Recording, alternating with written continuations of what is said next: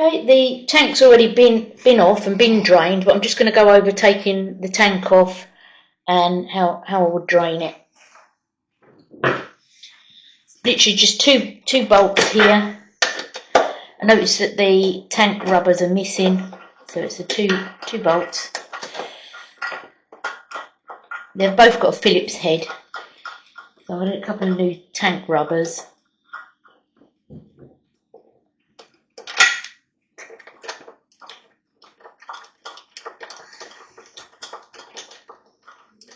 Like I said, it has already been drained because I've got that fuel leak.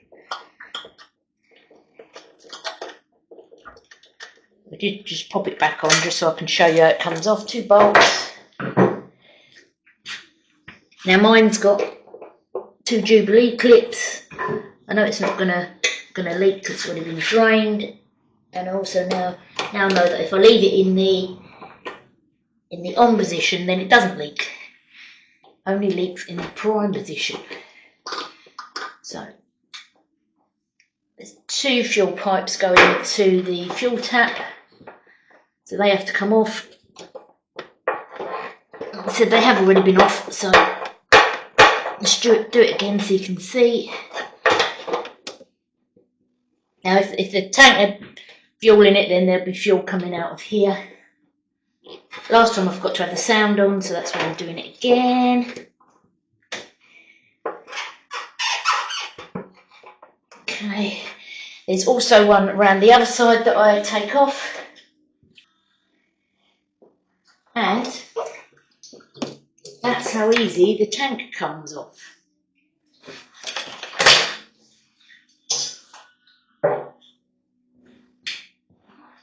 I'll turn the camera around because I'm going to show you how easy it is to take the fuel tap out. Get the fuel tap out. Now this is how I drained the tank.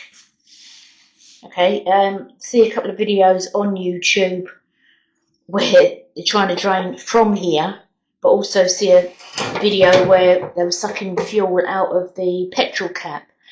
I don't go with sucking fuel out of the petrol cap anymore because it burns your lungs. And if you've ever done it, you have a sore throat for a couple of days and your chest is really tight. So the easy way to do it is to take the fuel tap off. Also, because last time I done my first restoration, I got confused with all the nuts and bolts and where they went. So this time I've got a designated organiser box. I know these are the tank ones. They go in the tank section, and you'll see here I've put little stickers to remind me of what nuts and bolts go where. Because when I took the otter apart, I really did just shove them all into one plastic container. And it got a bit confusing in the end. So tank bolts go in the tank bolt section.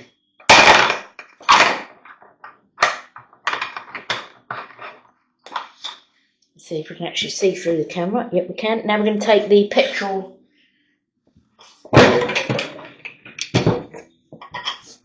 fuel tap off.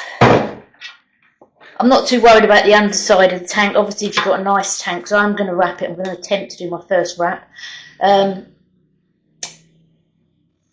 So if you have got a nice tank, then probably best to put a cloth underneath. You have.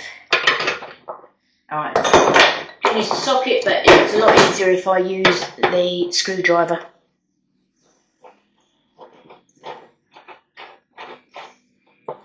Like I said, I know this tank's empty because it's already been taken off, and Black Cat is coming into, that'll be Bear coming into shot, the nosy one.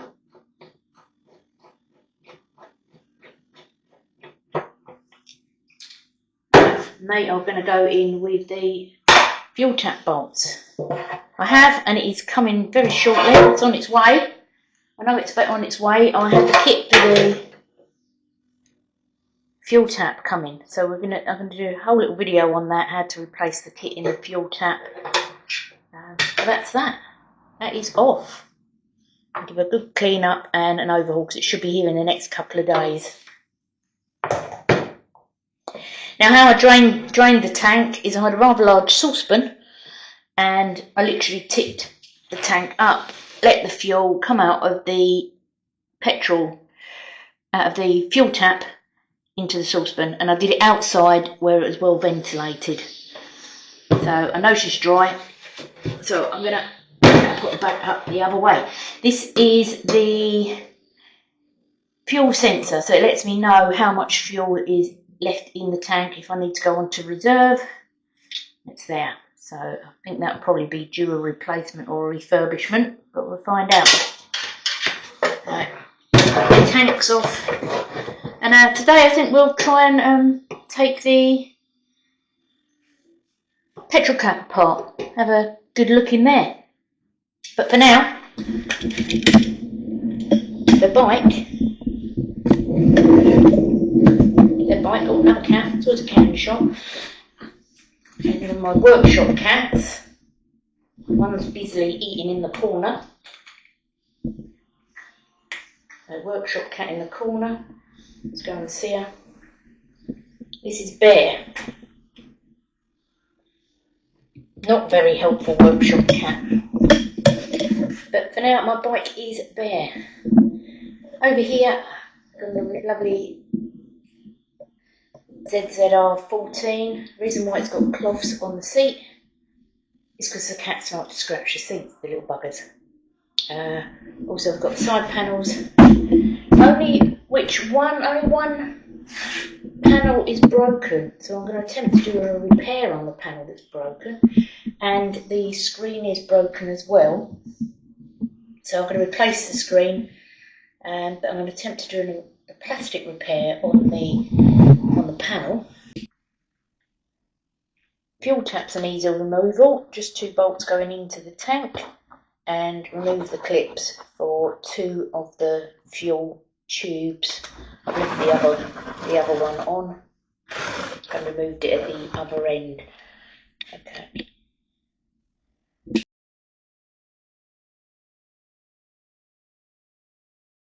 On the fuel tube that's on the prime side, that there's this.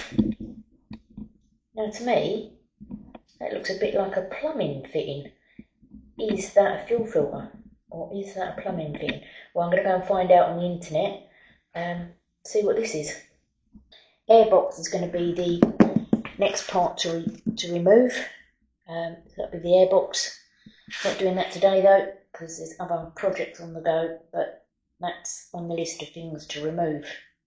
So I'm going to go and do a bit of swatting up on YouTube and find out what this is. Can anyone tell me? Is it supposed to be on there? Or has someone adapted it?